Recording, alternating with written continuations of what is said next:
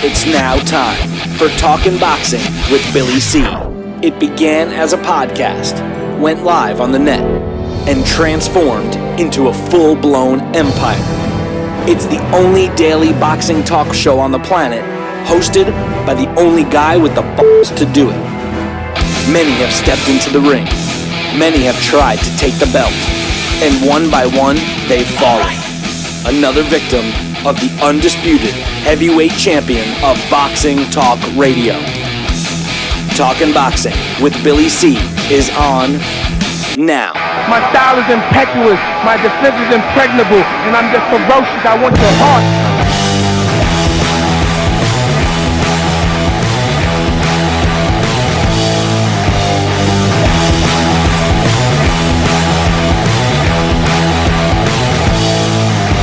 Coming to you live from the Billy C Studios in Lake George, New York. I'm Bill Calogero, and it's time for the Billy C Show. Good morning, good day, good evening, blah, blah, blah, blah. Whenever you're watching or listening, hope you're doing okay today. Special shout out to all of our fairly new viewers on Holyfield Television. We're glad to be part of Holyfield TV sports programming. We'd love to hear from you guys. Drop us an email, billy@talkinboxing. That's TALKINBOXING.com. And don't forget to download our app. You can get it at Fight. That's FITE, fight.tv/Billy C. Fight.tv/Billy C. Download our app today. And also, speaking of Fight TV, we got the link for the embedded code right on the front page of our website. So you can get all of the fights that aren't available here in the States on TV. There's a whole slew of them. So visit our website, BillyCBoxing.com, and get the fights you want to watch from the other side of the pond, and then some other ones that are here that aren't available on any other platform but Fight TV. Today's show is being brought to us in part by Sal's Neighborhood Pizzeria and Italian Restaurant, located in beautiful St. Simons Island, Georgia. Check out the website, BillyCBoxing.com, salsneighborhoodpizzeria.com, or give my man a call, 912-268-2328, 912-268-2328. Find out why I go all the way to St. Simons to get a decent slice of pizza. And the truth is, I'm going down there in a couple of weeks. We're going to be filming the pilots. Ooh, did I let that slip out? Oh, sorry. Stay tuned for more info on that. Today's show is also being brought to us in part by the Gawk Box. What's a Gawk Box? It's this thing you play music. Oh, no, that's something different. A Gawk Box can save you money, plus give you some stuff for free, and help us out. Two-way street, right? Check it out. Visit our website, www.billycboxing.com. Click on Gawk Box banner and create a free account today. Today's show is also being brought to us in part by the Turning Stone Resort and Casino and their next boxing event, which is taking place Friday, June 9th. It's the Friday of the International Boxing Hall of Fame weekend.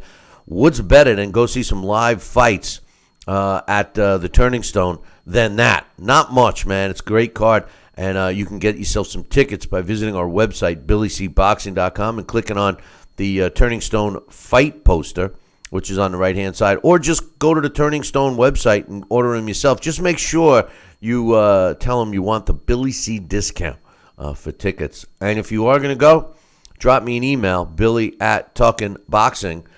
That's TALKINBOXING.com. And let me know where you're sitting. I'll stop by and we'll chat a little about boxing. Today's show, finally, is being brought to us in part by my book, Tom Molyneux, From Bondage, The Baddest Man on the Planet, is available right now where all good books are sold. And you can literally get a copy of it right now by visiting BarnesandNoble.com or Amazon.com. Find out why we got a 5-star rating across the board. And by the way, if you want a signed copy, just visit our website, BillyCBoxing.com, and click on the book, which you can't miss. It's right there on the front. Coming up in a little while, right now we don't have my man Sal, but we'll see what happens with that. Dax Khan is scheduled to come up a little bit later on the show. Today, we're going to talk mostly about Kell Brook against Errol Spence Jr. this weekend from England. Great fight in the welterweight division. Can't wait for it. I'm going to give you, my predictions as well as breakdowns and stuff. We'll get Dax's thoughts and all that happy stuff, and eventually even Sal might wake up and grace us with his presence, but we'll see what happens there. But before I get started with that, which if you're tuning in for that, just hang tight. We got some other stuff to talk about. I got some emails to read and some boxing news. First and foremost, the WBA heads my boxing news today. And, first of all, myself got wrapped up into it yesterday. For some reason, we just can't keep Floyd Mayweather out of our discussions, right? And it sickens me personally, but I did it, and we're going to do it again because the WBA went out and said yesterday that they refuse to sanction a fight between Mayweather and McGregor. And Gilberto Jesus Mendoza said, and I quote, "I believe that this would only be an exhibition match." Whoever you heard that before. He says, I don't think that it's good for boxing for this to be endorsed as an official fight.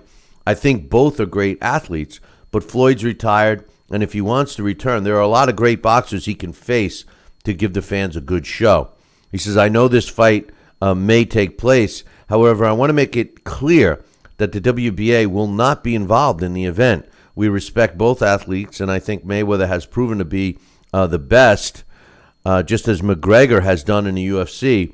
But a fight between the two, if it happens, shouldn't be more than an exhibition. Now, while I think that the WBA is probably the worst sanctioning body, specifically with all their BS and interim titles and regular titles and super titles and all of that, even though they're telling us that they're going to get rid of that. It's been the same sentiment that I've been talking about since the rumor that this fight would even take place. I personally think it would be great as a crossover for McGregor to fight Floyd in a boxing match as an exhibition. 100% as an exhibition. It succeeds in giving both UFC and boxing fans something to root for their guy, their sport. It gives both McGregor and Mayweather an opportunity to make a big payday, and anybody else involved with the promotion. It's all fine and good. However, if it becomes a sanctioned event, meaning sanctioned by a commission, forget the WBA, I'm going to get to that in a second, but sanctioned by a commission as a real fight that counts as a boxing match on the record, which gives Floyd his 50th win, the easiest fight he's going to have. I mean, no disrespect to Conor McGregor. And Conor McGregor, I'm sure, and although I'm not a big MMA fan, I'm sure he's a quality MMA star, which I know for a fact, that Floyd Mayweather could handle Conor McGregor fairly easily. Now, with that said, as an exhibition, I'm all for it. I'm all for it as an exhibition. As a real fight, not so much. Now, here's the funny part. The WBA coming out and saying they won't sanction it, are they thinking that this fight could be for some kind of title? If this fight does come off and it does go as a real fight, which will open up a whole nother can of worms as far as I'm concerned, what sanctioning body in their right mind would sanction it for any kind of a title, even a secondary title? I mean, you can't do it. You got a pro debuter fighting a future Hall of Famer, first ballot Hall of Famer, and Floyd Mayweather. That's my whole point why a commission can't sanction this fight as a real fight. They just can't. The repercussions will be too heavy.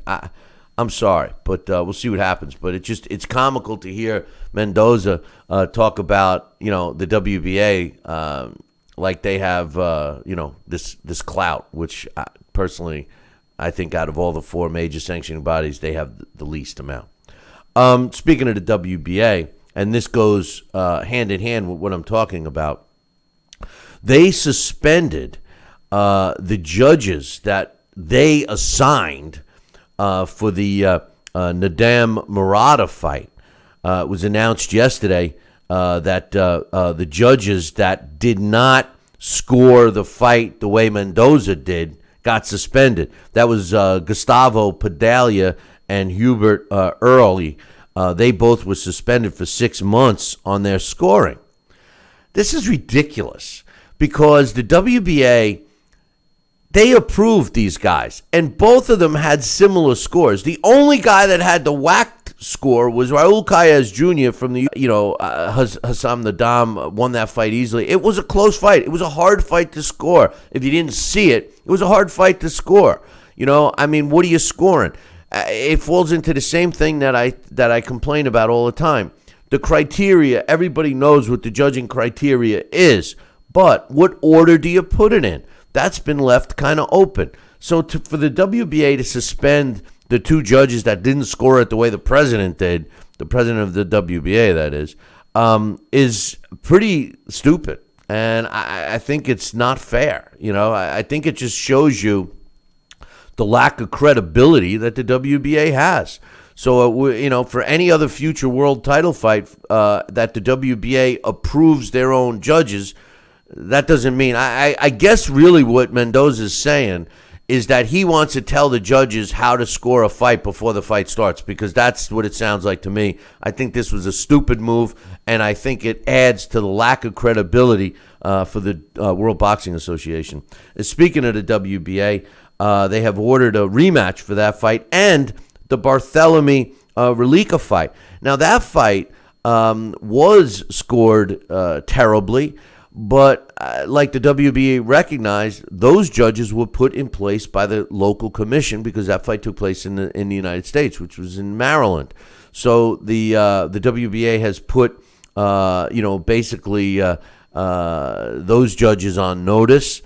But they have ordered the rematch anyway. So they've ordered rematches for Hassam Nadam and Murata, and for the Barthélemy Relika fight. So I guess all the right fighters didn't win on those. Also, they're thinking about adding a fourth judge just to keep the other three in sync. I think this is pretty silly, if you ask me. I think the WBA is doing what we call in other sports over-managing or over-coaching. In this case, they're overthinking, and they just don't know. I'm not sure, but in any event, they also have suspended Andre Durrell's trainer Leon Lawson for the sucker punch on Jose Uzucam the other day. Have they found this guy? Is he still at large? I don't know. So, and they also want to make one last point about the Shannon Briggs fight. They say he does have an opportunity to have his B sample tested. I don't know. But in any event, some other scores. I got some emails to read. We are going to give you the breakdowns and predictions of the Kell Brook and Errol Spence Jr. fight here in a few minutes. But just to get you caught up on some other scores, to get it out the way, is in the NBA, the finals, the NBA's championship finals have been set. The Cavaliers beat the Celtics 135-102 last night to win that series 4-1. They move on to play the Golden State Warriors in the NBA championship. It's a rematch of last year's championship. The Cavaliers won last year. Can the Warriors, who are well rested, can they make amends and win it this year? We'll see. The Stanley Cup competition has been defined as well, because last night the Penguins beat the Senators 3-2 to win that series 4-3, which sets them up to play the Nashville Predators in the Stanley Cup. So congratulations both to the Penguins and the Cavaliers for moving forward, and now we'll get some championship series defined for both the NBA and NHL. Over in Major League Baseball, the Mariners beat the Nationals 4-2. The Pirates beat the Braves 9-4. The Phillies over the Rockies 2-1 in 11 innings. The Rays beat the Angels 4-0. The Cubs beat the Giants 5-1. The Red Sox slapped around the Rangers 6-2. The Padres beat the hapless Mets 4-3. It's pretty sickening to watch my team, but they are horrific. Not to be confused with terrific. Horrific. They're terrible. They suck. The Diamondbacks shut out the Brewers 4-0. Astros over the Tigers 7-6. The Dodgers over the Cardinals 7-3. FYI, the Reds and Indians and Yankees and Royals were both rained out. And those games were postponed. Hey, listen, I'm going to take a short break. When I come back, I got some emails. Then I'm going to give you my breakdowns and predictions on the Kell Brook, Errol Spence Jr. fight. And then we're going to get Dax Khan on the phone. All of that's coming up in, I would say, 2 minutes. Billy C will be right back.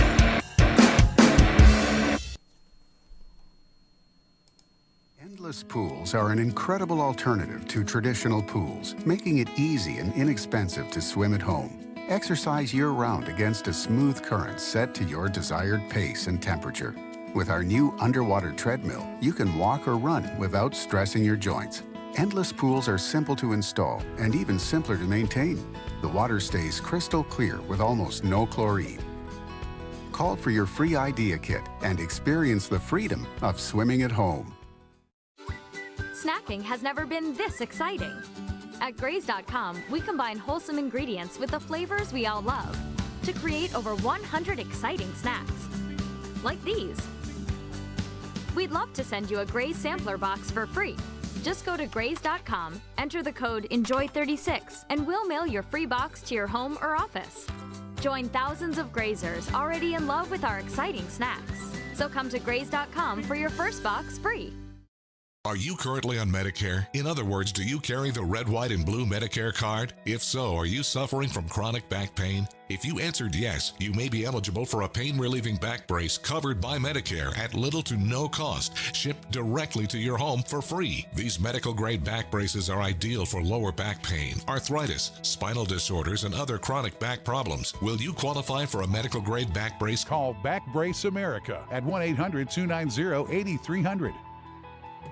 Endless pools are an incredible alternative to traditional pools, making it easy and inexpensive to swim at home. Exercise year-round against a smooth current set to your desired pace and temperature. With our new underwater treadmill, you can walk or run without stressing your joints. Endless pools are simple to install and even simpler to maintain. The water stays crystal clear with almost no chlorine. Call for your free idea kit and experience the freedom of swimming at home.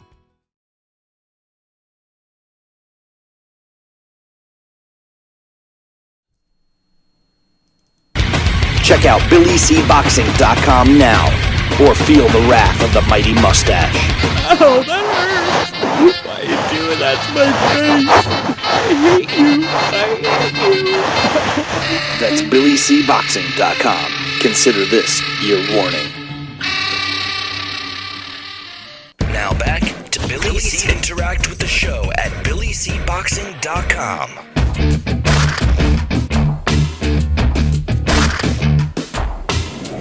And we're back. You're listening and watching the Billy C. Show. Glad you could be with me today. Be with you, man. Although Sal's not. But don't worry, Dax Khan will be gracing us with his presence in a little while. Don't forget about getting a copy of my book, Tom Molyneux, From Bondage to Baddest Man on the Planet. Is available right now where all good books are sold. You can get it right now by visiting Amazon.com or BarnesandNoble.com. Hey, listen, we like to hear from you guys, so if you take the time to drop us an email, we'll take the time to read it. Just drop me an email, Billy@TalkinBoxing. That's TalkinBoxing.com. Got some emails right now. This first one's from my man, Jesse. He says, hey, Billy C., here's my pick for the weekend. He says, Spence, technical knockout over Brook in 11, but Brook will rock Spence Jr. just a bit. But Spence will outwork Brook.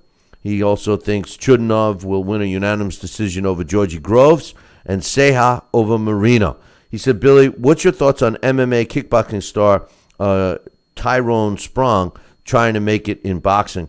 I got no problem. I got no problems with that. I mean, listen, did you ever hear the term muscle memory? That's why a lot of times these football stars, NFL football for my Brits out there, that's why these NFL football stars don't make it when they come on over to boxing, because they've been spending most of their youth, practicing and doing exercise and muscle development for football. And then when maybe an injury occurs or something, they decide, they like the contact, they like, all of the stuff that goes with it. So they make a switch to boxing. And a lot of times they don't fare too well. However, with kickboxing and MMA and regular boxing, at least some of the workouts and stuff are the same. So I don't have a problem with that. Troy Dorsey was a guy that was a kickboxing champion that successfully made it in the boxing arena and became a world champion. This was years ago, but still. I don't have a problem with it. I really don't. He says, I read that Randy Caballero versus Oscar Negretti will happen June 30th. This is an interesting fight. Yeah, I'd like to see more Caballero. I don't know why we don't see a lot of him, but I certainly wish we could see more. Thanks for the email, Jess. Next one is for Joel. He says, do you plan to watch the Brook Spence Jr. fight live on Saturday afternoon? Yeah. He says, I was also curious for the official picks. Man, somebody must have slipped me a Mickey or something. I can't even speak today. He wants the official predictions. I'll give you that in a second. He says, I think it's going to be a close fight, but I have Spence winning a split or extremely close decision. He says, by the way, I enjoy your show, and you guys work great together. He wants to know if Sal brings pizzas to barbecues and stuff. What is that? That's kind of like are you knocking the Italians, Joel? I mean, come on, man. What? Just because he's Italian, you think he brings pizzas everywhere? Come on, man. That ain't right. All you had to do is say, you people. You people bring pizzas to barbecues? What are you talking about? Come on, Joel. Only kidding with Joel. He's my man. Thanks for the email. Coach drops us an email. He says, hey, Billy C., on this day in boxing history, May 26th, in 2000, President Bill Clinton signed the Muhammad Ali Boxing Reform Act into law. It's the first federal law passed to reform anti-competitive and corruptive business practices in the professional boxing industry. The fallout from the controversial June 9th Manny Pacquiao-Tim Bradley fight saw the U.S. Senators Harry Reid, who was a Democrat from Nevada, and John McCain, Republican from Arizona, team up to sponsor a bill that would create a federal commission to oversee the sport. He wants to know what the F happened to that. I don't know, man. John McCain, when he was doing that, he was just tooting his horn. The truth of the matter is a federal boxing commission, all the years that we've talked about it, my opinion is that it wouldn't work. And the reason why it wouldn't work is because our government can't even run the post office. They're more corrupt than anything else. And, to suggest that they would clean it up or anything, I don't know, man. It's, a group to oversee it. I just think there's too much political red tape. Now, that doesn't mean I think that the current system is good. We definitely need something. If the federal government has to step in, I don't know. They have a hard time running the country. They have a hard time running the post office. What makes us think that they can run the sport of boxing? I just think that there'd be more levels of corruption with the government involved. I mean, let's be real. A lot of the government officials get paid off to make certain things happen. It's what boxing needs, boys and girls, is a league. They need some foundation and a league, and then have a fighters union and all of that. That is the only thing that will protect fighters and the fans is some type of league. Now, I have a way that we could create a league right now. I've developed a way to create a professional boxing league that will incorporate all 4 major sanctioning bodies where they will not lose a penny and they will still have their champions and everything. And we would end up with a league and we would have a crowned yearly champion for each division. I have a system that will work. It's just getting everybody on the same page. Thanks for reminding us what happened on this day, Coach. My man Mitch says, what do you think? And now what this is he sent me the link to Oscar De La Hoya's open letter to boxing fans concerning, we're getting a lot of talk about the Mayweather-Conor McGregor fight, but this was Oscar's letter. I'm going to read it to you and then give you my thoughts because I have not read it yet. I printed it out, but I have not read it. So let's go. It's like a page and a half. This is Oscar De La Hoya writing to us, the boxing fan. He says, I write in hopes that together we can protect the sport of boxing. With each passing day, it looks more and more likely that the circus known as Floyd Mayweather against Conor McGregor will be coming to a town in the near future. As undercard fights start to take form, as athletic commissions give their blessings in exchange for millions of dollars, and fighters start counting even more cash, one group will eventually be left to make sure this farce doesn't occur. We, the fans, who are the lifeblood of our sport. Before I go on, I hope Oscar's not letting the cat out of the bag that a commission has approved this fight for a real fight, because I think that is a travesty. And I think that whatever commission approves this as a real fight, as a sanctioned fight, as a 50th win fight for Floyd Mayweather, should I think some repercussions have to happen. I think that's total BS. Anyway, he says boxing's starting to dig itself out of the hole that Floyd and Manny Pacquiao shoveled by waiting 7 years to put on a fight that ended up being as dull as it was anticlimactic. I don't think anybody can disagree with that. He says 2017 started off as a banner year with Joshua versus Klitschko, Thurman against Garcia, Triple G against Jacobs, Canelo against Chavez. All 4 of these fights and many more have brought the fight game back and reinvigorated interest from the ever-elusive casual fan. I think Oscar threw in the Canelo-Chavez fight because he promoted that one, and let's be real, that was almost as anticlimactic as Mayweather-Pacquiao. He says, but if you thought Mayweather versus Pacquiao was a black eye for the sport, a matchup between 2 of the best pound-for-pound fighters that simply didn't deliver, just wait until the best boxer of a generation dismantles someone who has never boxed competitively at any level, amateur or pro. Our sport may never recover. I fully understand the initial attraction from a fan of combat sports. McGregor is almost certainly the best pound-for-pound MMA fighter, and Floyd is Floyd, the most dominant boxer of his time.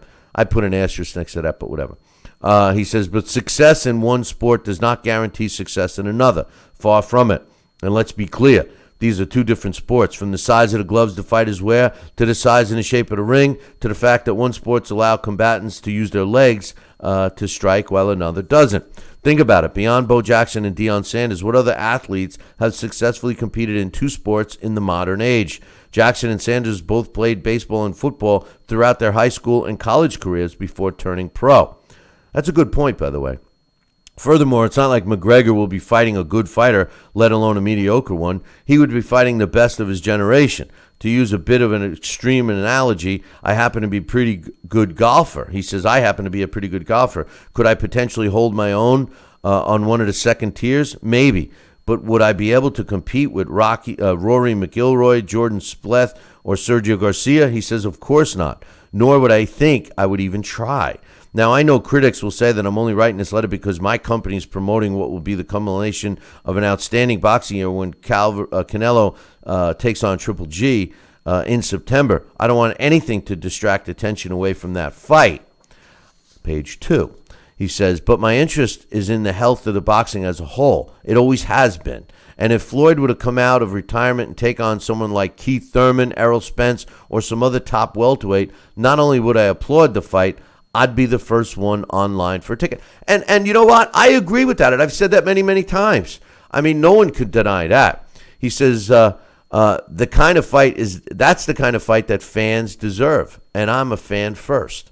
He says, which brings me back to the circus. Floyd and Conor's motivation is clear. It's money. In fact, they don't even pretend it's not. But it's also a lack of consequences for when the fight ends up being the disaster it's predicted. After this fight, neither of them will need us anymore. Floyd will go back into retirement, presumably for good this time, with another 9-figure paycheck, and Conor's going to go back to the UFC. It's win-win for both of them. It's lose-lose for us. We'll be the $100 lighter, and we'll have squandered another opportunity to bring boxing back to its rightful place as the sport of kings. At this point, we can only shut the circus down by making it clear that we won't pay to see a joke of a fight and telling our casual fans that they shouldn't either. Signed, Oscar De La Hoya. I couldn't agree with Oscar more. I couldn't agree with him more. If it's an exhibition like Oscar, I think I'll beat Oscar to the line. I'll be the first to buy it. As a real fight, no. And it's a circus. There's no question about it. I'm scared to think that the Nevada State Athletic Commission has already approved this fight. If this is the case, they're going to get a letter from me and many more. If another commission has approved the fight, like California, because keep in mind, California has already given Conor McGregor a license, then they're the ones with egg on their face. Whatever commission approves this fight as a legitimate boxing match that goes on the record as a win for Floyd Mayweather, because make no mistake, this is not going to be a competitive boxing match. I don't care what anybody says. I mean, it just no matter what you say, if you're the best salesman in the world and you're trying to convince us. Stephen A. Smith, loves Floyd so much, I wouldn't be surprised to find the two in a hotel room sometime. And he is trying to sell the fact that Conor McGregor has a puncher's chance. And he thinks that Floyd is so much better that he's going to get lazy in the ring. Floyd will never get lazy in the ring. I mean, he does what he does. He throws a punch and he runs. He throws two punches and he runs. McGregor will be chasing him down. He'll look foolish all night long for 12 rounds. The fight will not end on a knockout unless Conor does connect with Floyd, but that's not going to happen. The fight is a joke. It's a circus. But even more so, if any commission approves this fight, they will become the biggest joke of all, in my eyes, and many others. I'm going to take a short break. When I come back, I'm going to break down and give you my predictions on the Kell Brook Errol Spence fight. Then we're going to open up the phone line. Actually, we'll have my man Dax Khan join us. So I'll be back in 2. Billy C will be right back. Are you currently on Medicare? In other words, do you carry the red, white, and blue Medicare card? If so, are you suffering from chronic back pain? If you answered yes, you may be eligible for a pain-relieving back brace covered by Medicare at little to no cost, shipped directly to your home for free. These medical-grade back braces are ideal for lower back pain, arthritis, spinal disorders, and other chronic back problems. Will you qualify for a medical-grade back brace? Call Back Brace America at 1-800-290-8300. If you or a loved one have had hernia repair surgery with mesh reinforcement and suffered infection, chronic pain, mesh migration, mesh failure, organ damage, or needed additional surgery, call the Rely On Group right now. You may be eligible to receive a cash award and compensation for your medical expenses. Your voice deserves to be heard. Call the Rely On Group to be connected with a personal injury attorney for a free consultation. Call 800-715-4869. That's 800-715-4869. This message is for all Americans that owe $10,000 or more in back taxes to the IRS. Look, I know you want to keep ignoring those letters, but the problem isn't going away. It's really stressful, and you don't know where to turn. The good news is you have rights, and we can help resolve your IRS problems. If you owe more than $10,000 in back taxes, our qualified CPAs, tax negotiators, and support staff know the law. and know how to get your situation under control legally and permanently. Call the number on your screen now and we will contact the IRS on your behalf, help you end wage garnishments, stop collection calls, remove tax liens, get rid of IRS and state tax penalties, and reduce the amount you owe if you qualify. You wouldn't go to fix your car without going to a mechanic, so why face the IRS without an experienced company that can help you? Let us take the stress of back taxes and the IRS off your shoulders so you can spend time on the important things in your life, like your family or your business. If you owe more than $10,000 in back taxes, call now and find out how we can help you.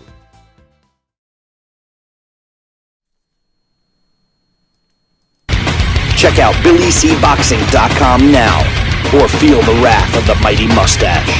Oh, that hurts. Why are you doing that to my face? I hate you. That's BillyCBoxing.com. Consider this your warning. Now back to Billy C. Interact with the show at BillyCBoxing.com.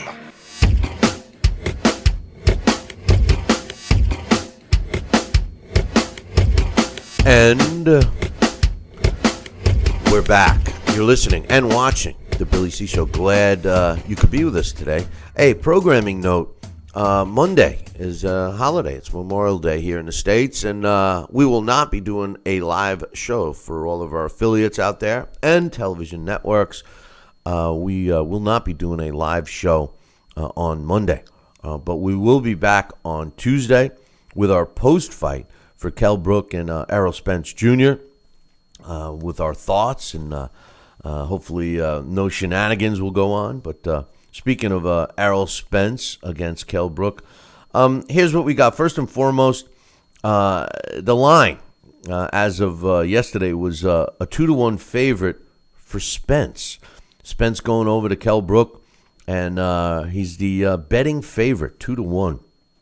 The co-main event on this card is Georgie Groves going up against Fedor Chudinov. And the vacant super middleweight title for the not-so-glamorous WBA is on the line.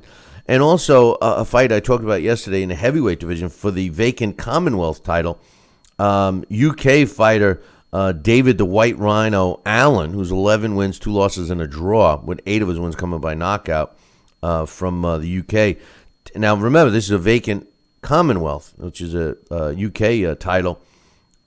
He's going up against Lenroy TNT Thomas, who's got a record of 20-4 with 10 knockouts. He's my man.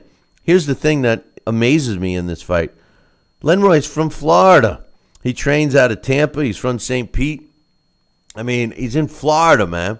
You know, how does a Florida fighter vie for a UK regional title? I don't know. But anyway, as far as the fight itself, Kell Brook against Errol Spence Jr., Kell Brook says, there's no way he can beat me. I'm a man possessed, and I have a serious job to do. This is my night to shine. I love it. He's saying, I love being the underdog. I was born for it. People don't have me winning this fight, but that just gives me the extra energy I need to go out and prove them all wrong. Have you seen the video? I think Coach sent it to me. It was the press conference yesterday, the final press conference between these two guys, and they started going back and forth.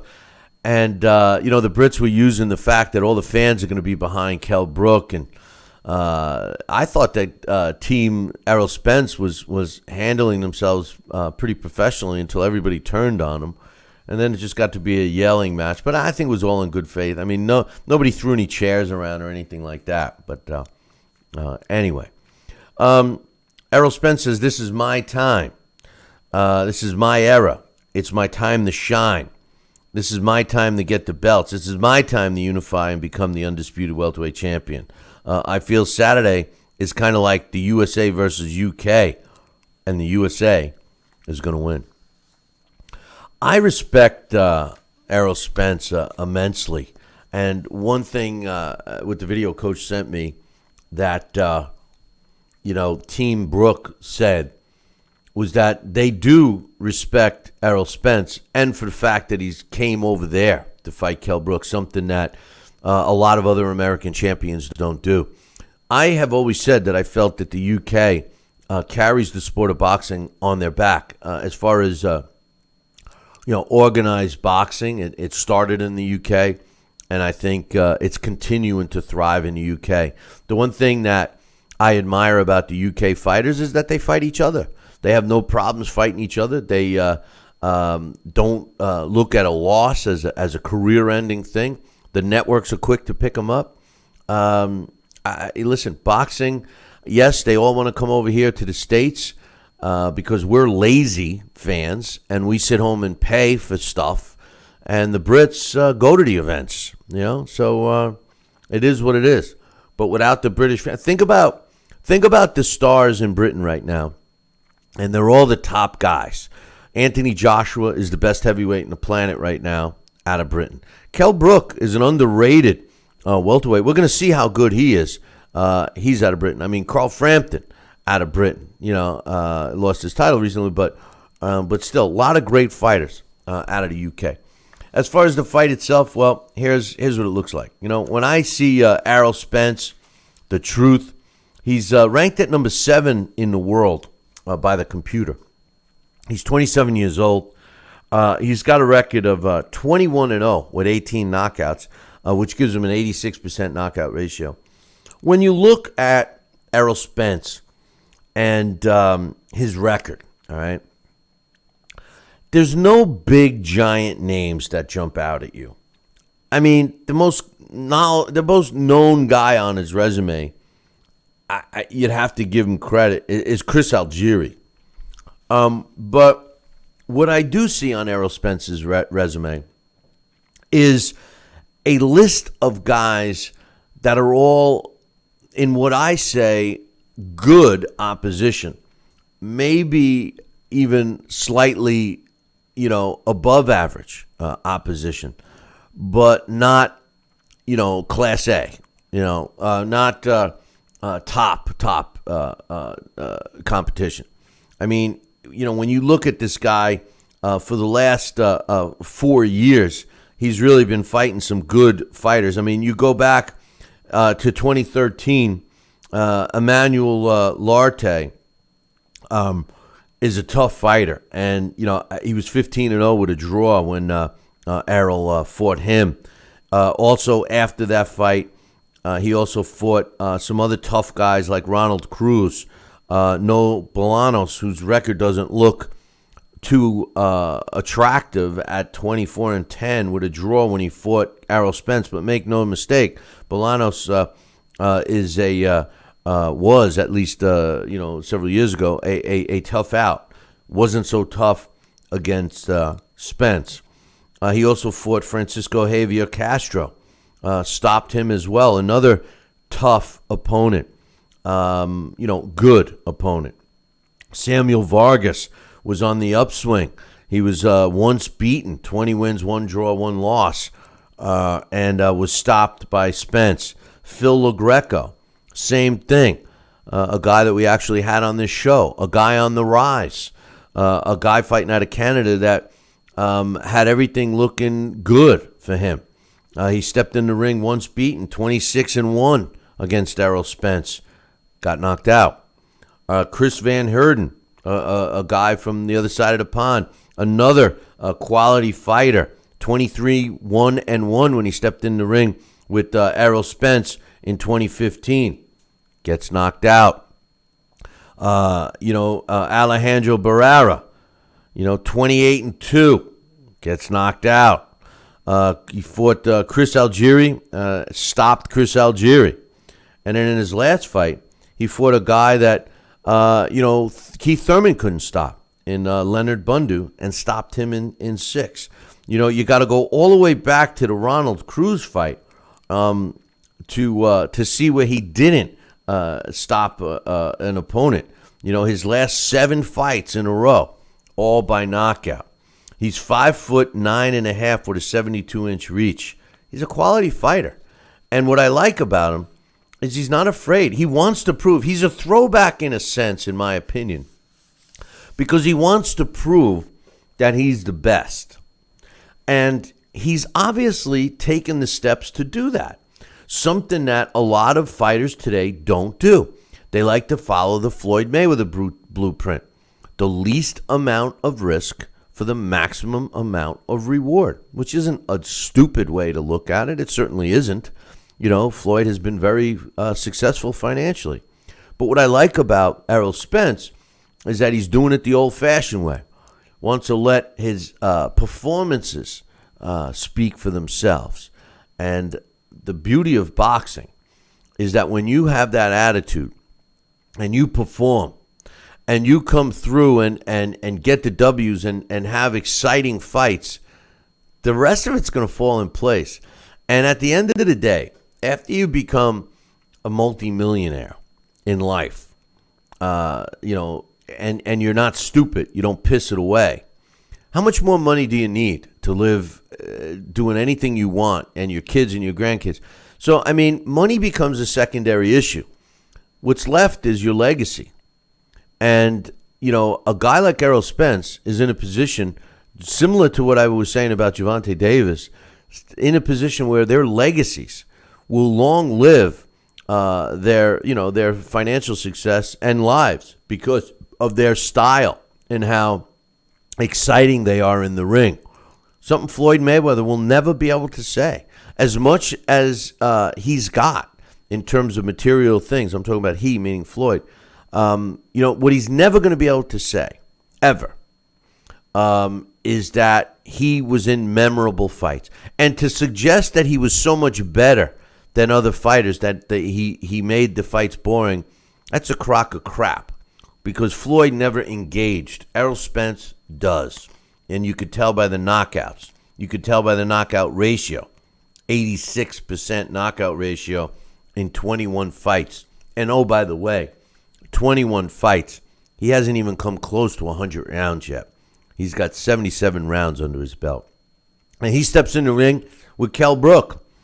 Kell Brook could arguably be one of the most underrated fighters in the sport of boxing today. Kell Brook is currently the IBF World Welterweight Champion. This was a guy that I said would never fight in the welterweight division again when he beefed up and went right into the middleweight division, and fought Triple G. I mean, nobody can deny that, he did his best with that.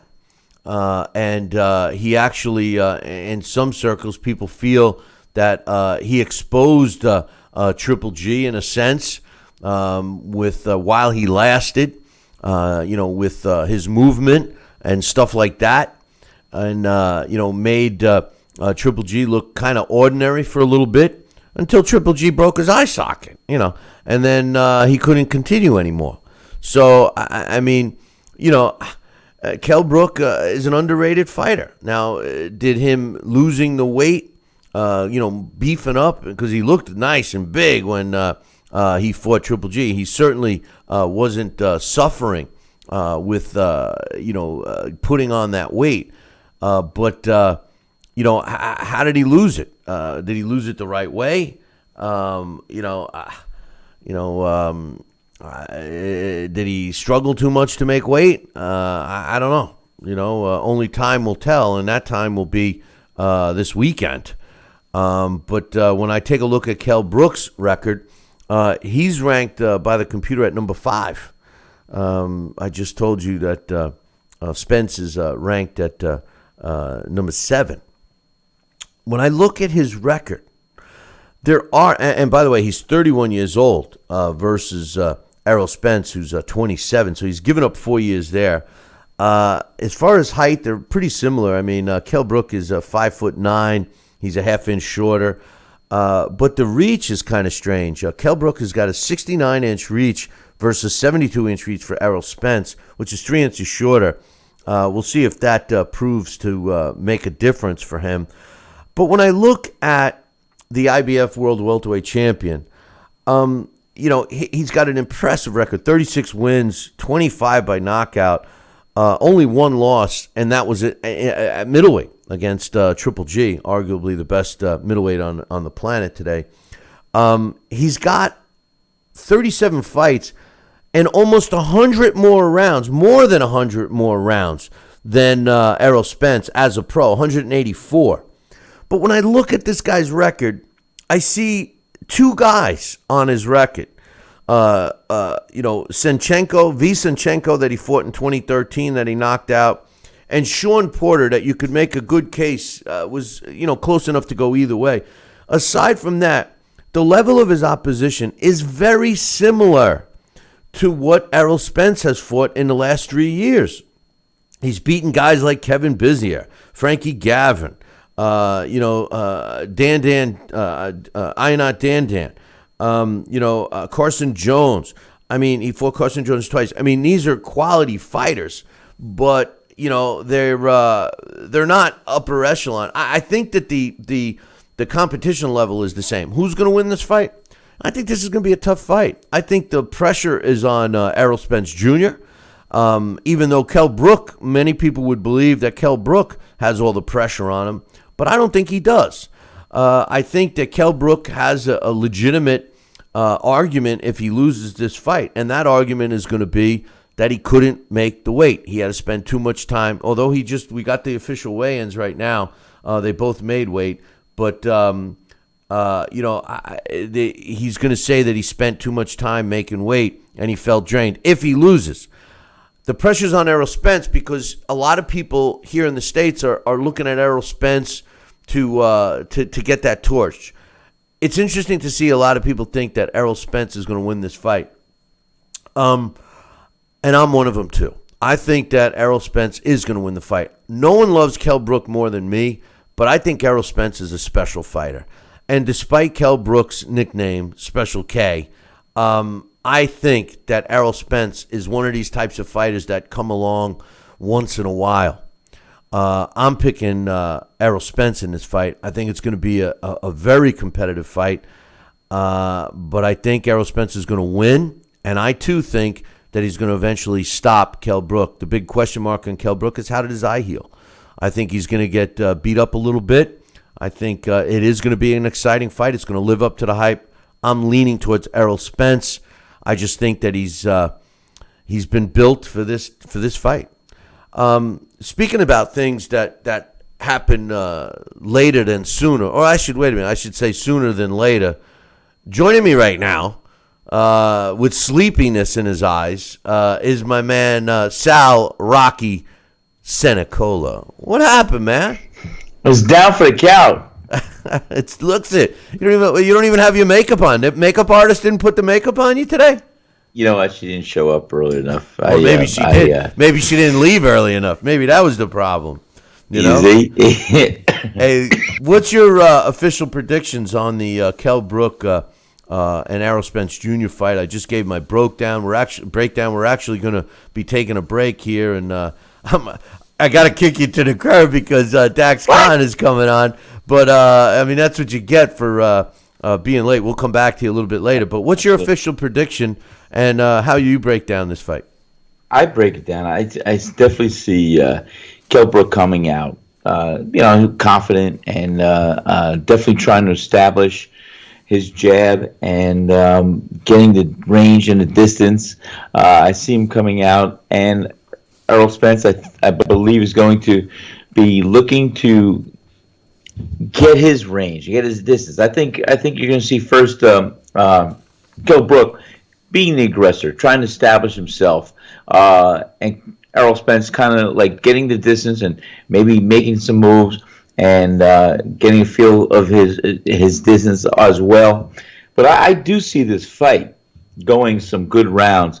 But I'm with you. I do see Errol Spence winning and maybe stopping Kell Brook later in the fight.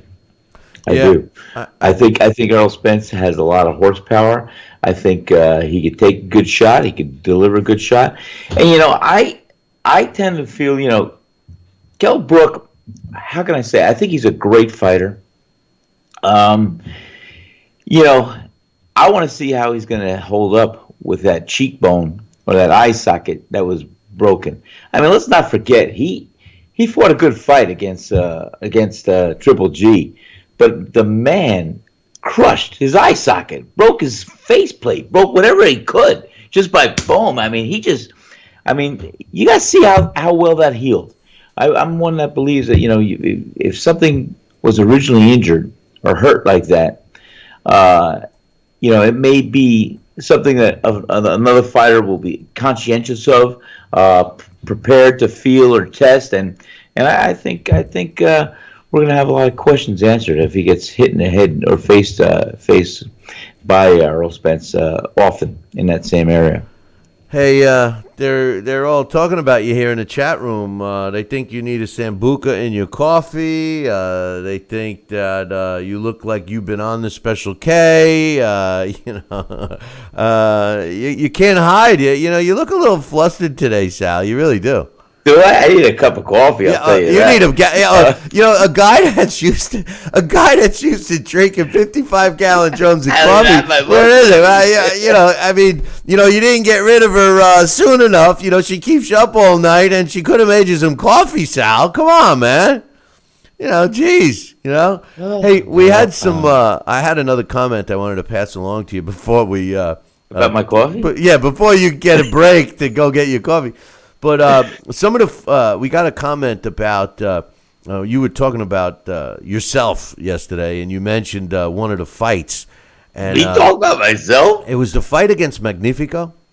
Oh, Jimmy Magnifico. Okay, yeah. And I had a comment that was passed along to me that they, after you mentioned that fight, one of our listeners went and watched it, pulled it up on YouTube, and said, "Oh my God. Sal Senecola was relentless in that fight." They were saying how you went after that, and you never stopped. You kept coming and coming and coming. It got me thinking. That's rare today. Everybody's safety first. Obviously, aside from you not getting a good night's sleep and not having your coffee and looking a little frazzled today, there's no ill effects. You're a successful guy, you still got the good looks, come on. In your style, come on. I know you didn't have any nose jobs, maybe some stitches, but that's never. it. I counted. I had over 250 stitches in my face. I've had a separated retina from the thumb and the eye. I've had 10 perforated eardrums here, 12 over here from getting hit on the ear. What? Bobbing and weaving. What? Getting hit. Did you say something? What? How's the sound coming? No wonder why. Lips half the time. No wonder why every morning you're always like, I can't hear you. What's going on? I didn't hear my alarm clock. I didn't hear this. I didn't hear. Wait a minute. You don't have like a sanctuary of birds like me. As soon as the sun even thinks about coming out, they start singing and they're so friggin' happy. It makes me. I wish there was like a saber-toothed tiger that lived in my neighborhood just to shut the birds up. Geez. Come on. That's funny. I feel like I'm in jungle. In jungle habitat. You got birds singing, deer crapping on the lawn, turkeys gobbling. Got gators crawling in the backyard. Thank God I don't get it all here. Thank God I don't have it's jungle that. habitat. Remember that? It was a Jersey thing, jungle habitat. Yeah, until the lions were jumping all over cars, ripping people out of them. That's what happened. Ripped mauled one guy. The guy left his window. Oh, honey, look, let's feed the lions. Yeah, let's feed the lions. Yeah, like crazy stuff. Hey, Sal, listen, we're going to take a short break. You're going to go get some coffee. We're going to get Dax on, and then we'll have you back. Can't wait. Yeah. I will. Hey, go get yourself cleaned up, will you? But thanks, anyway. I look that rough?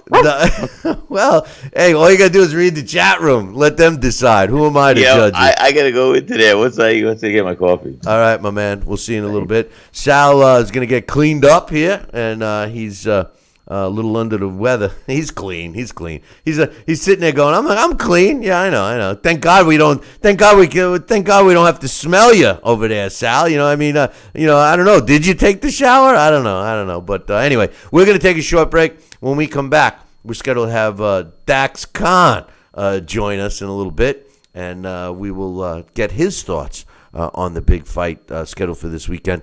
Don't go nowheres. We'll be back in 2. Billy C will be right back. Part of the Billy C Boxing Network.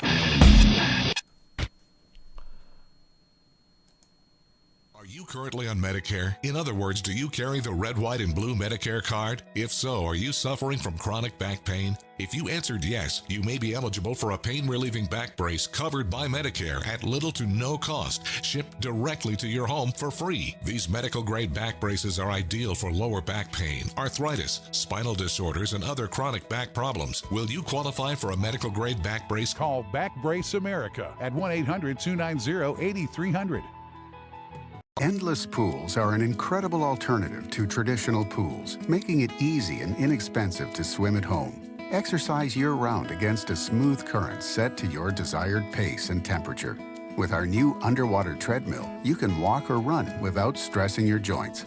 Endless pools are simple to install and even simpler to maintain. The water stays crystal clear with almost no chlorine. Call for your free idea kit and experience the freedom of swimming at home. If you or a loved one have had hernia repair surgery with mesh reinforcement and suffered infection, chronic pain, mesh migration, mesh failure, organ damage, or needed additional surgery, call the Rely On Group right now. You may be eligible to receive a cash award and compensation for your medical expenses. Your voice deserves to be heard. Call the Rely On Group to be connected with a personal injury attorney for a free consultation. Call 800-715-4869. That's 800-715-4869. Snacking has never been this exciting. At Graze.com, we combine wholesome ingredients with the flavors we all love to create over 100 exciting snacks. Like these. We'd love to send you a Graze sampler box for free. Just go to Graze.com, enter the code ENJOY36, and we'll mail your free box to your home or office.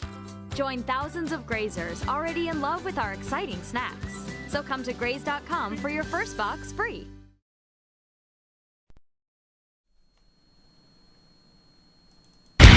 Check out BillyCBoxing.com now, or feel the wrath of the mighty mustache. Oh, that hurts! Why are you doing that to my face? I hate you. That's BillyCBoxing.com. Consider this your warning. Now back to Billy C. Interact with the show at BillyCBoxing.com.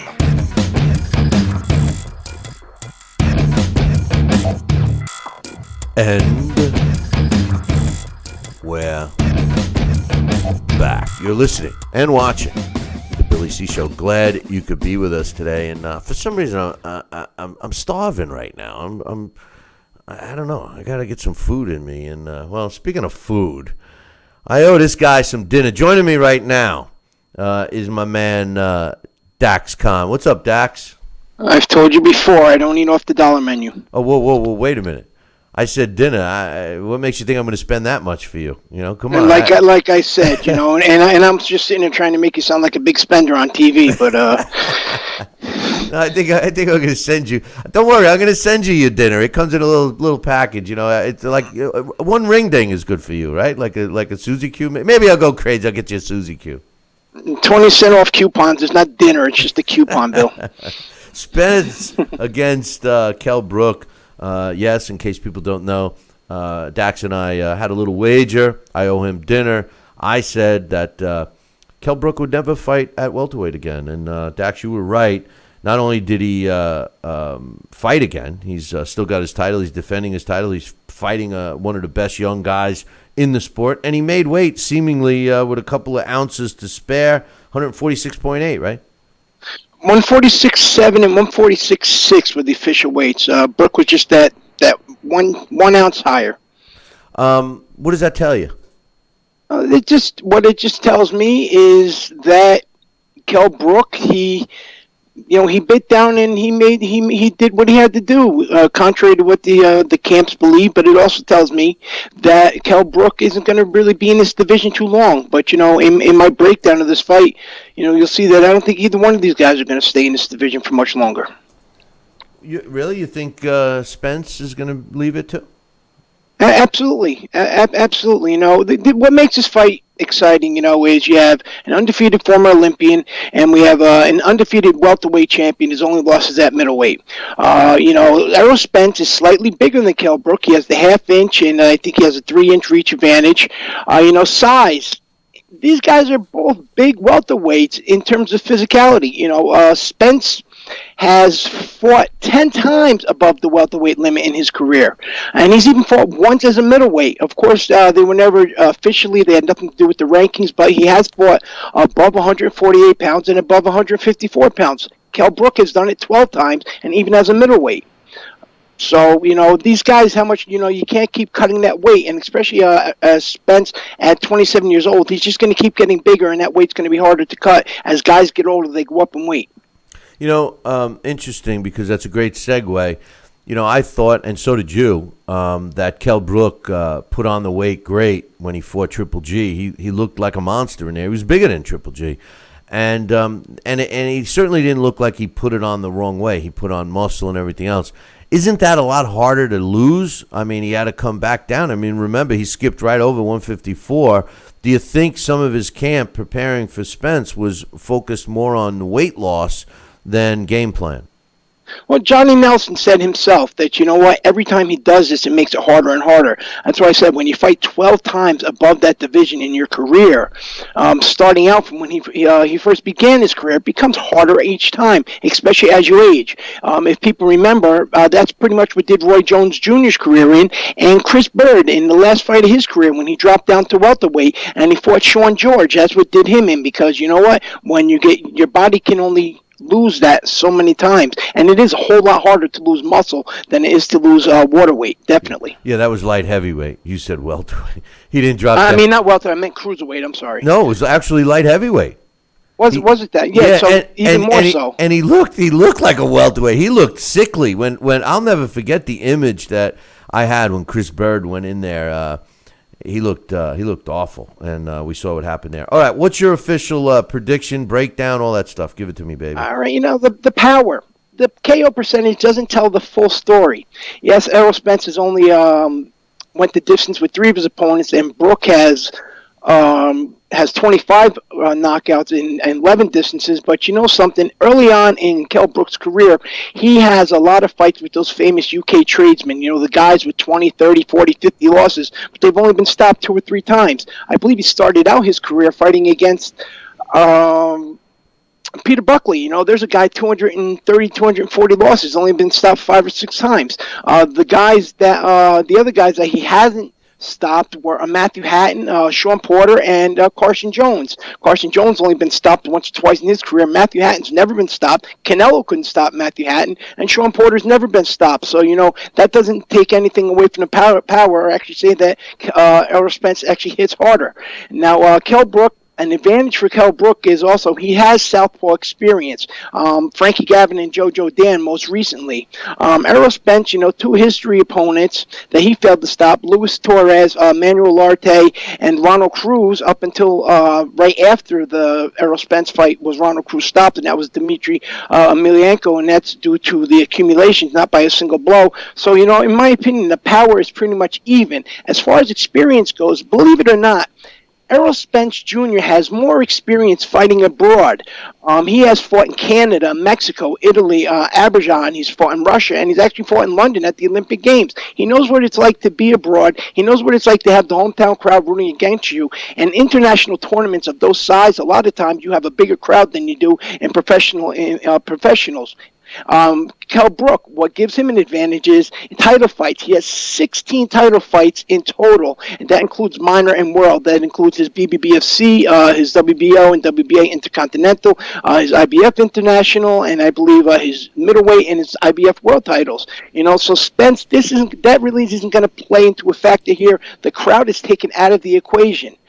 And the pros on Kell Brook is he has a strong jab. He can box while moving. He doesn't need to be planted to land his power punches. He's strong on the inside. He has a phenomenal uppercut, and he will trade punches and bunches. We've seen it against Porter, and we've seen it against Gennady Golovkin. His uppercut is something, he might have the best uppercut in the game, in my opinion. Errol Spence, his pros, he keeps a tight guard. He applies composed pressure. He has a very solid jab, and he reads his opponents well. He knows when when to move him for the finish, and he knows when to stand back, and he knows how to break his man down. They both have similar weaknesses. The cons on both guys is they drop their hands and reach in at times. Spence more so when throwing to the body, and Brook because he jabs too far away and he leans in. Brook allows himself to go back against the ropes. That's exactly what happened in the Golovkin fight. He went against the ropes, and Golovkin was able to land that big punch that broke the eye socket.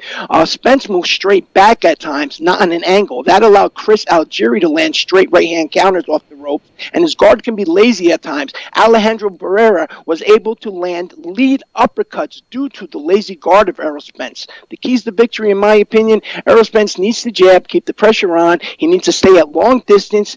He has never been in a dogfight. This is not the time to go into a dogfight with a guy who has that experience and a guy who is not taller, but he is bulkier than you are. And he also needs to make sure that he does not lean down when he goes in for those body punches, because that Kell Brook uppercut is going to play a major factor. As far as Kell Brook, he needs to use the jab, a power jab. Don't lean in with it, though. He needs to keep his distance, and he also has to have Errol Spence's respect early, because if he doesn't, Errol Spence is going to break him down. And unless they go inside and he's able to keep Errol Spence on the inside, Errol Spence is just going to manage to hold on, make the referee break him up, and it's just going to keep going that way.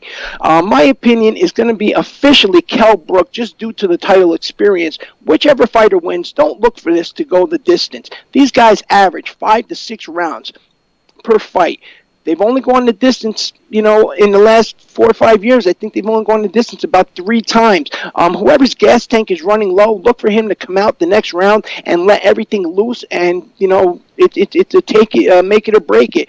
Even though they're not on that level yet, don't be shocked if it's kind of a Tommy Hearns and Marvelous Marvin Hagler type moment where one guy has nothing to lose and everything to gain, and that's how this fight ends.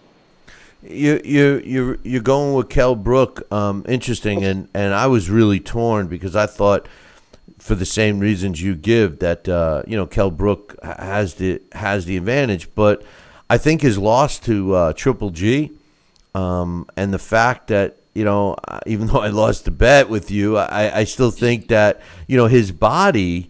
I don't know. It's going to be interesting to see how he really responds fighting back down at this weight. I mean, that's a lot of weight, Dax, and I just think it's going to be a typical youth versus an aging fighter. Not that Kell is old, but I think there's no disgrace in either fighter. Should you be correct and Kell Brook win, what does that do to Errol Spence as he moves forward?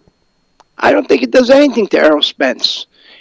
I don't think it does anything at all. In my opinion, going into this fight, you have the number 1 and number 2 best skilled welterweights in the world. And I think after this, you're still going to have the number 1 and number 2 most skilled welterweights in the world. Unfortunately, in this sport, people go by that 0. And, automatically, because Kell Brook lost to Triple G, fans tend to knock him down a few notches on the pedestal.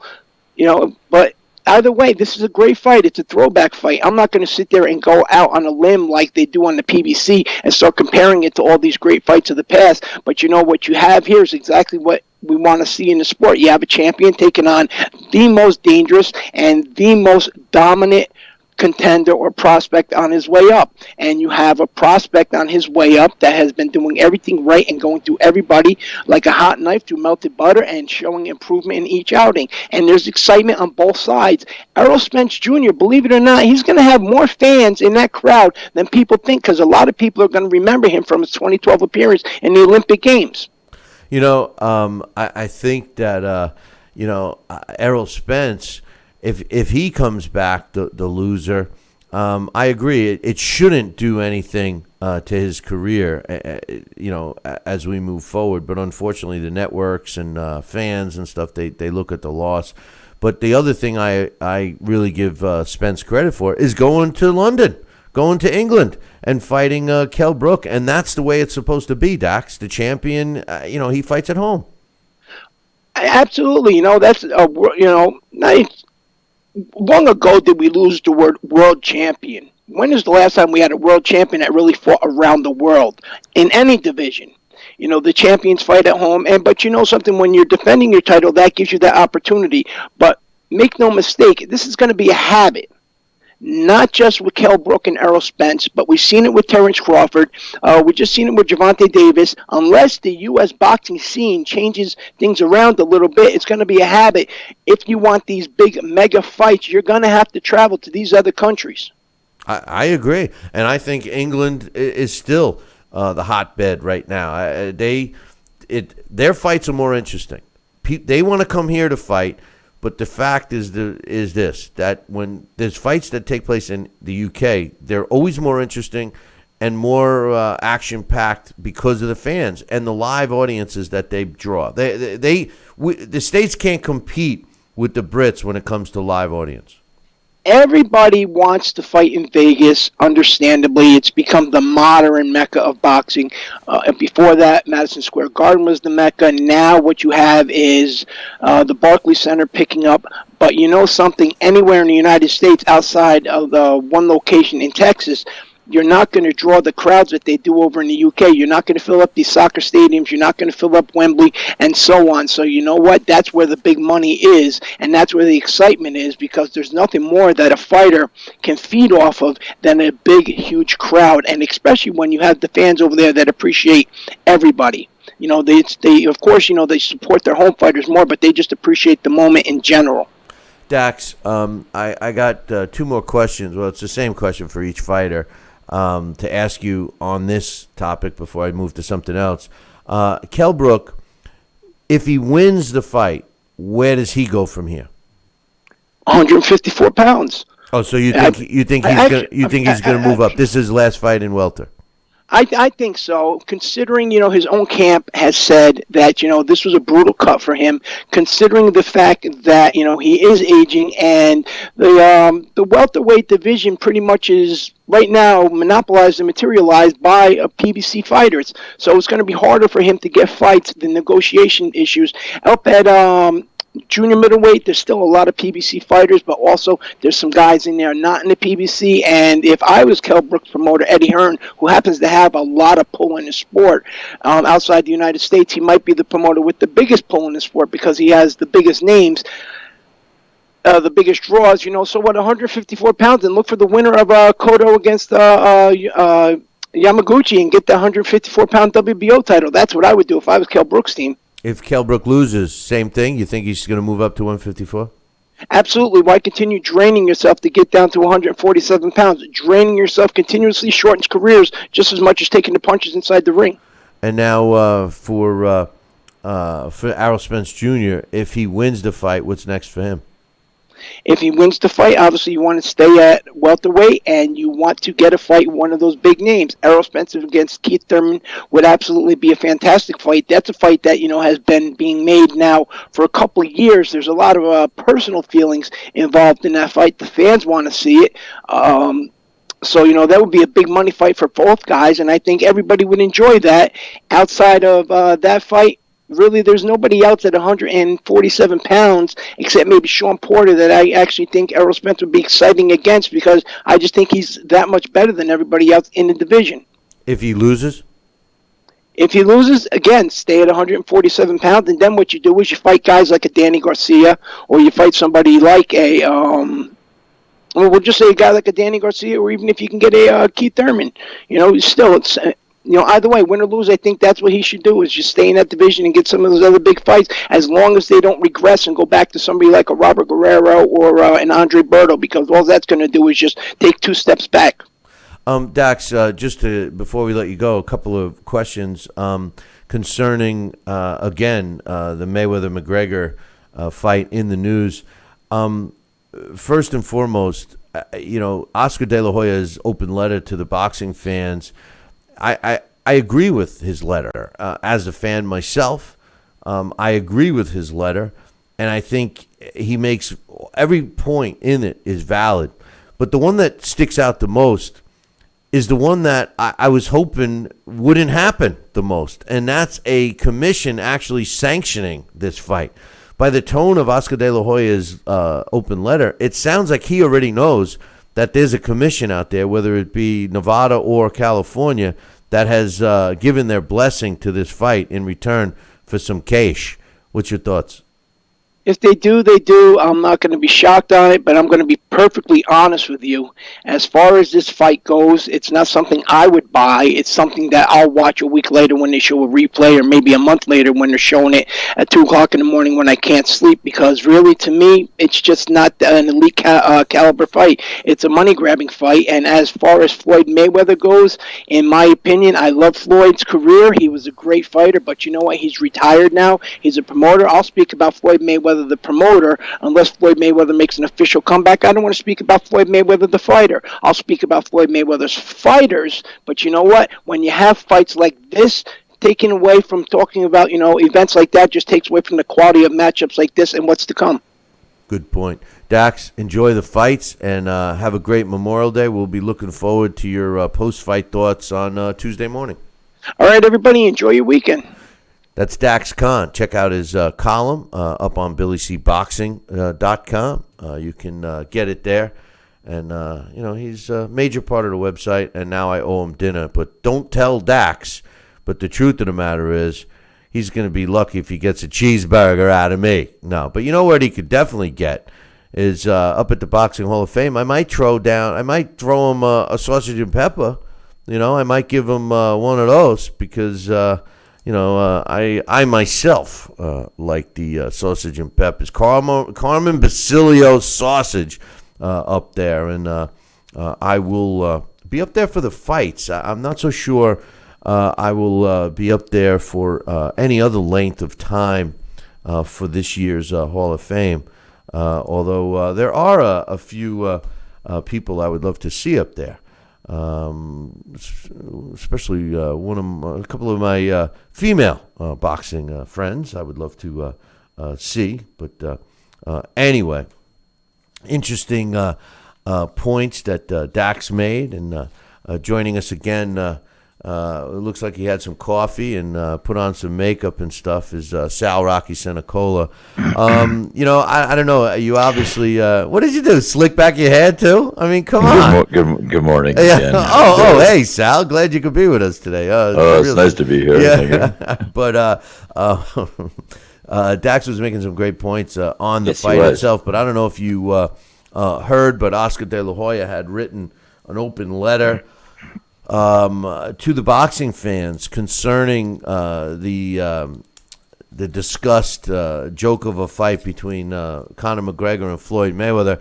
But like I just said to Dax, what bothers me the most is it seems like Oscar was alluding to the fact that a commission has already given it its blessing in return for a boatload of cash.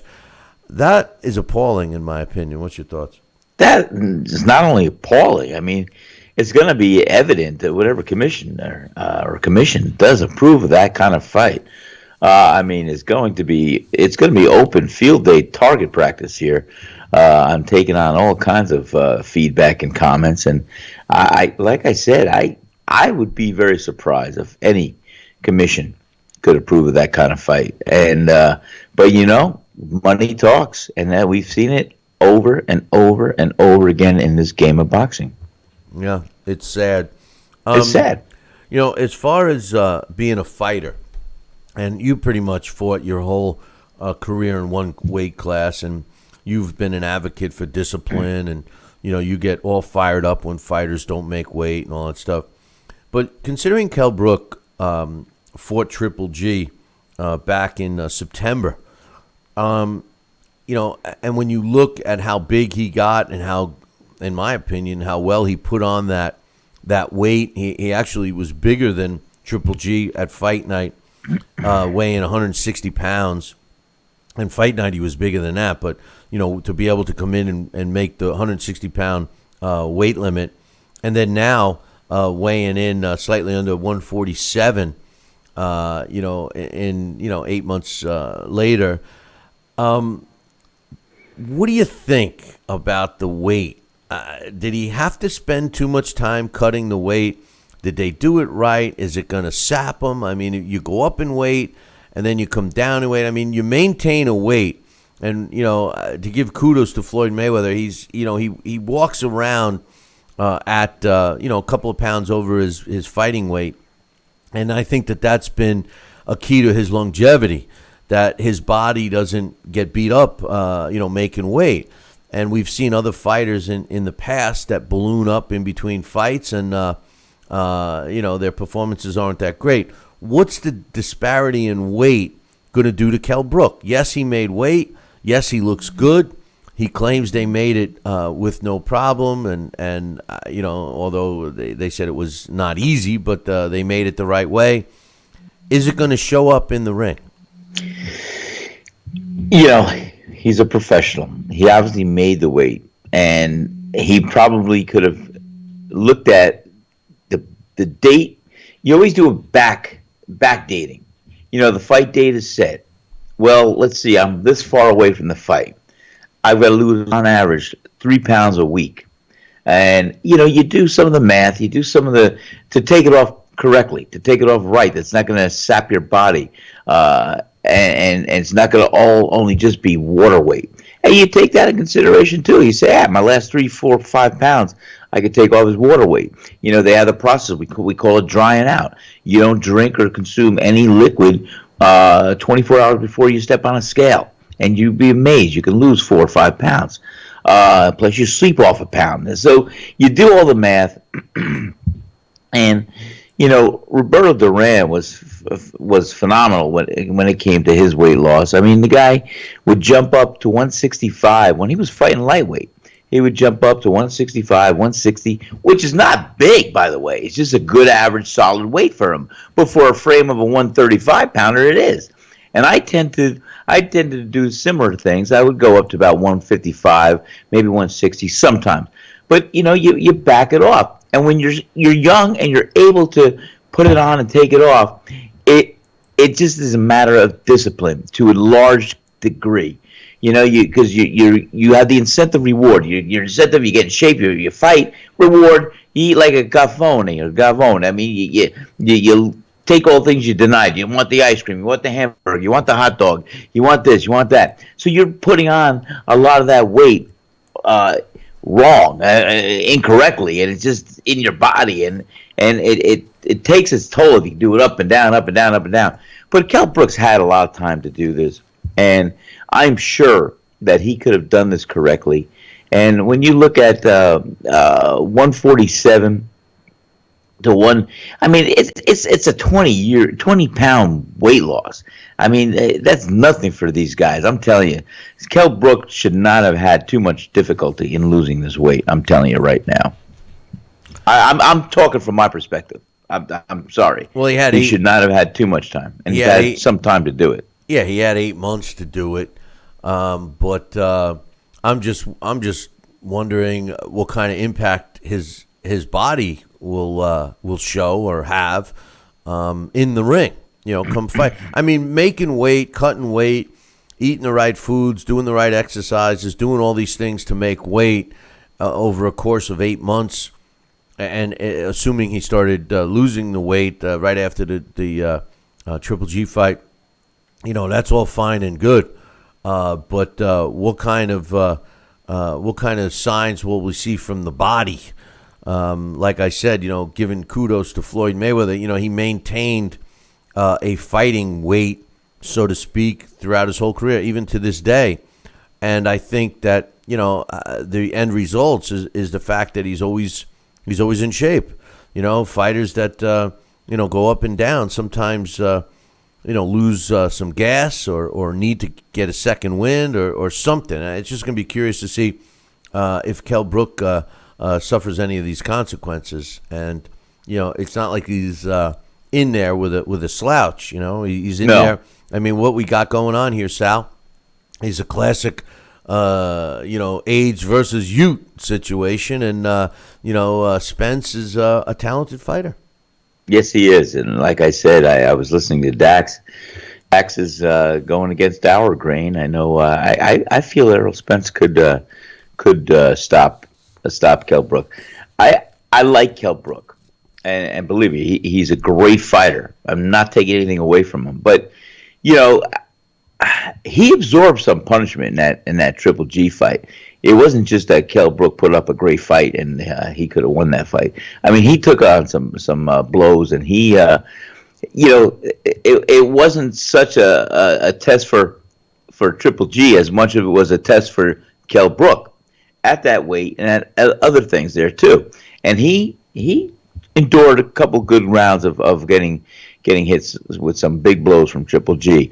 The power of a legit heavy-handed middleweight. So don't be surprised if Kell Brook finds a way to stay underneath the middleweight division for a little while. I love Kell Brook. I know you do. I really do. And the only reason why I'm picking Errol Spence is I just think that mentally the injury is gonna come back and haunt Kell Brook a little bit. I just have a feeling, when you break a bone, the bone heals stronger in the breaking point than it was previously. So in other words, like correct. If you break a bone in your leg and you break your leg again, 9 times out of 10 the break is at a new point. It will not break at the previous breaking point, because when the bone heals itself, it actually makes that stronger. So with that said, that orbital socket or eye socket or whatever, yes, it was shattered, it was cracked, it was broken, and it's healed. So that's not going to be, susceptible to breaking again. Plus, like what you basically just alluded to, I don't think Errol Spence has the punching power of Triple G. But what kind of effect will, inflammation have? What kind of effect will, Kell Brook have mentally when he gets hit in that spot? Is he going to be nervous that it's going to break? Is it going to swell quicker? Is it going to be susceptible to cuts? These are all things that have to be going through his mind, during the fight. And remember something, he didn't quit. His corner quit that fight for him. So, obviously Kell Brook is a warrior. This is a tough fight to pick, man. It's legitimately a 50-50 fight, despite the odds, which are 2-1 in favor of Spence. Yeah, that's amazing that those odds are up there like that. It's going to be a good fight, and not taken away from Brook. I think he is a warrior. He's got that mindset, that mentality. He's not going to quit. And you are correct. His corner were ones that said, "Hey, you know what? This ain't your nut. You had enough. We don't want to see. We want to see you come back and fight another day." But yes, internally, he's going to have some early questions. And can it be easily inflamed in that area? I think so. It's a little more vulnerable. That exact break, like you suggested, will probably not happen again. But the tissue and the bone structure around it could be a little weaker. And you never know. I think, he's going to be conscientious of being hit there. But the warrior mentality will soon overcome that, because if he has to get in the trenches and starts firing the guns, he's going to just do it. It comes innately as his response, and he's going to do his best to fight and to win. That's what fighters do. Sal, you need another sip of coffee so you can speak clearly, and we're gonna take a short break, and when we come back, we'll. I was a little hoarse. So. Yeah, speaking of a horse, this horse walked into the bar the other day, and the bartender said, "Hey, why the long face?" Hey, listen, we are going to take a short break, and when we come back, we'll give our final thoughts on Kell Brook against Errol Spence Jr. Over in England this weekend. So don't go nowheres. We'll be right back. Billy C will be right back. Part of the Billy C Boxing Network. Endless pools are an incredible alternative to traditional pools, making it easy and inexpensive to swim at home. Exercise year-round against a smooth current set to your desired pace and temperature.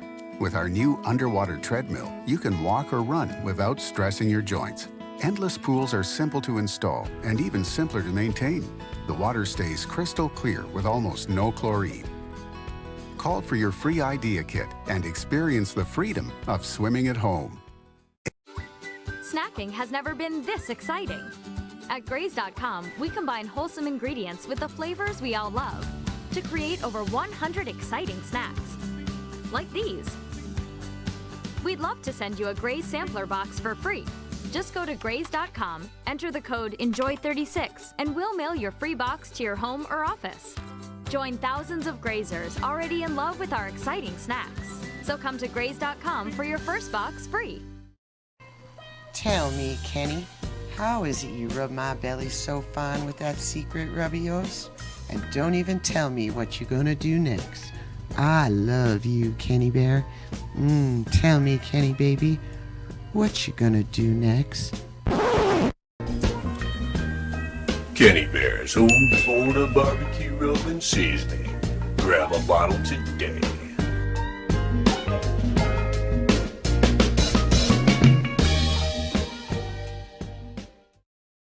Endless pools are an incredible alternative to traditional pools, making it easy and inexpensive to swim at home. Exercise year-round against a smooth current set to your desired pace and temperature. With our new underwater treadmill, you can walk or run without stressing your joints. Endless pools are simple to install and even simpler to maintain. The water stays crystal clear with almost no chlorine. Call for your free idea kit and experience the freedom of swimming at home.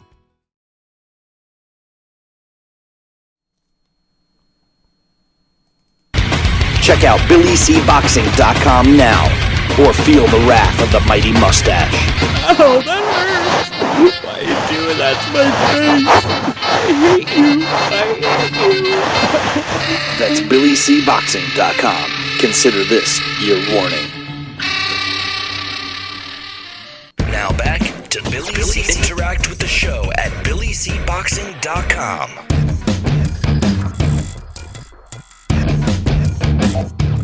And we're back. You're watching and listening to the Billy C. Show. Glad you could be with us today. And hey, don't forget, whatever you do this weekend, and I know it's a holiday weekend here in the States, make sure you take the time to watch this fight. Kell Brook defending his IBF World Welterweight title against Errol Spence, one of the young guns in the sport. Regardless of who you think is going to win the fight, it's going to be a good fight. I would be shocked if this fight becomes anticlimactic. Joining me now from St. Simon's is Sal Rocky Senecola. And Sal, I think that this fight will be one of these fights that we're going to be talking about for a long time. What do you think? I think so. There's something going on in this fight that I think we're going to be discussing it next week. We're going to be bringing it up a week after. It's a great matchup, and it's going to be an action-packed fight. And I do believe you got two warriors coming into the ring, and neither one of them knows how to really retreat and succumb to the other. So it's going to be a great fight. And even my old Papa Luigi and I were just talking about this fight, and he's whispering to me what he thinks. You know, Kell Brook, I think, is extremely underrated. He could arguably be one of the most underrated fighters in the sport, like I said earlier. There's nothing about him I don't like. He has fought the fights. He's come here to the States and fought the fights. He won his title against Sean Porter. Why people underestimate him and write him off is beyond me. And I guess I'm being hypocritical because, I'm officially picking Errol Spence to win this fight. But my reasons for it, Sal, is I'm equally impressed with Errol Spence. And the reason is because he's saying all the right things. Not that Kell Brook hasn't. And not that Kell Brook isn't a great ambassador for the sport, because I think he is. But what Dax said kind of is the equalizer, and that is that Kell Brook's career, win, lose, or draw tomorrow night, is not over. There's a lot more room for Kell Brook in this sport, and I believe that he meaning Dax is also correct with the logical move for Kell Brook to move up in weight to at least 154 pounds. It would be great for him to win the fight, retire as the IBF welterweight champion, or not retire, but give up the welterweight and move up into the junior middleweight division. That would be a great little move for him. But even if he comes out on the losing end, by moving up in weight seems logical. that's why I said earlier, Sal, that I feel that Errol Spence has more to lose. There's so much pressure on him from people, specifically here in the States, that have been putting him up on that pedestal and are expecting him to go in there and blow away Kell Brook, which, although I'm picking Spence, he's not going to blow away Kell Brook. I'd be shocked if he does. So the question really is what happens to him should he not win the fight? If he wins the fight, it's the fairy tale story. He moves on. He's going to seek out a fight with, Keith Thurman, or personally, I think his next fight, if he beats Kell Brook, might be with Danny Garcia and then go for Keith Thurman. I mean, but if he loses, what happens? Well, again, you say, or you said, both these fighters, what's the risk and what's the reward? Well, this is a strange fight because on the bottom line, they both have a lot to lose, but then they both don't have a lot to lose on some level. It doesn't really make sense. I know that contradicts what I just said, but you look at the perfect segue. Kell Brook, if he loses, the weight could become an issue. He goes to 154. If he wins, the weight's still an issue. He goes to 154. Spence loses. There's plenty of other opponents in the pond, and he loses to Kell Brook, who's a world-class world champion. If he wins, Kell Brook goes to 154. Errol Spence has a lot of opponents, including Keith Thurman, that he can now be leveraged to build up a nice mega fight for the welterweight division. So they both have a lot on the line, but I believe their careers are still going to be great where the dust may settle for each fighter. It's funny. Remember when it was a movie, but it was based on true stories. Remember Jake LaMotta? Remember when he had to lose to, was it Billy Fox? He said, if you lose, you win. If you win, you lose. Either way, you still win. Both these fighters are in a position where they're going to be win, lose, or draw after this fight. Still a top contender, a money draw, and a top opponent and or a top fighter to go into the ring with another top fighter. So I don't think a loss by either man is going to be detrimental to the extent that they're going to lose their luster as a fighter as much as it could be in another scenario. Bottom line, don't miss the fight this weekend. No, it's going to be a great fight. As far as the undercard, I mean, George Groves in that one, he's another guy that, I think that he was an underachiever a little bit. We expected a lot with him, but George Groves is taking on Fedor Chudinov, and a fight that we won't get to see, that I wish we would get to see, is the heavyweight fight, just because Lenroy Thomas is in it, but Lenroy Thomas against David Allen. Sal, it's that time again. I got the trivia question, but I'm gonna twist it a little bit because my man Coach has become the closest to getting this question right, and he got one side of it right, and rather than drag it on. And I'm not giving him and Coach, if you're getting all excited. 2 weeks. We were on this question for 2 weeks. Well, not quite, but if we had the other question, but if Coach is getting all excited thinking he's going to win something for getting it half right, no, you're not, Coach. And as a matter of fact, I'm still waiting for Coach to come back up here. The last time I saw him, he was up near me telling me he's looking to move up here, and then I guess that's changed because I haven't seen or heard or seen nothing of the guy since. So, when he gets his butt up here, maybe if he promises to take his work boots off, I might take him for a ride on the boat. But whatever. But Coach, you came close, so you got me thinking. I'm going to give the answer to this, but remember the answer and the question because we're going to recycle it and ask it again. The question was this, and I got to thank my man Henry Haskell for stumping you guys. He stumped. He stumped you. He stumped, baby. He stumped. The question was, what was the biggest height difference between two men in the same division for a title fight, excluding the heavyweights? Well, Coach came up with a couple of good answers, but he ended up with half of the question right, and the other two opponents that he had were both wrong. The answer to this question is Jacob Matalia. He was 4 foot 10.5 inches, and the biggest difference in height was when he fought Dave McCauley, who was 5'7". So the difference was 8.5 inches. My man, Coach, came very close within a half inch. But so the answer is Jacob Matalia versus Dave McCauley. It was an 8.5 difference. So thanks for everybody that tried to get that one right. Now, in case you noticed, I know everybody got mad at me for not giving the other answer, but that's because we're going to ask that question again, but not now. So here's today's It's Too Early for a Trivia question. And, of course, I'm going to let my man Sal Rocky Senecola see if he can answer it correctly before you guys, and then I'm going to ask you another one. But here's the question. Name the only retired heavyweight champions that beat every fighter they faced. Now, make sure you listen to the wording of this, because I know what everybody's going to answer at first. But name the only retired heavyweight champions that beat every fighter they faced. Okay, one more time. Name the only retired heavyweight champions that beat every fighter they faced. If you're the first one to answer this correctly by emailing me, Billy@TalkinBoxing, TalkinBoxing.com, you'll win your very own copy of the Title Bout Championship computer game.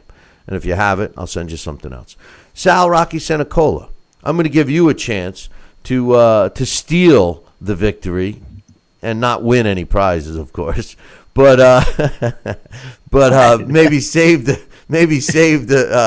I'll give you some advice. I'll give you some good advice if you get it right. All right, if you get this right, you can save the users some aggravation over the weekend. So the question is: name the only retired heavyweight champions that beat every fighter they faced. Who do you think? Jack Dempsey? No, Sal, it wasn't Jack Dempsey. And good answer, though. Very good answer. I appreciate your struggling and really looking into your history books and trying to get the answers right. But he told me. But no, who's that? Jack? Show me. Is that Jack Dempsey?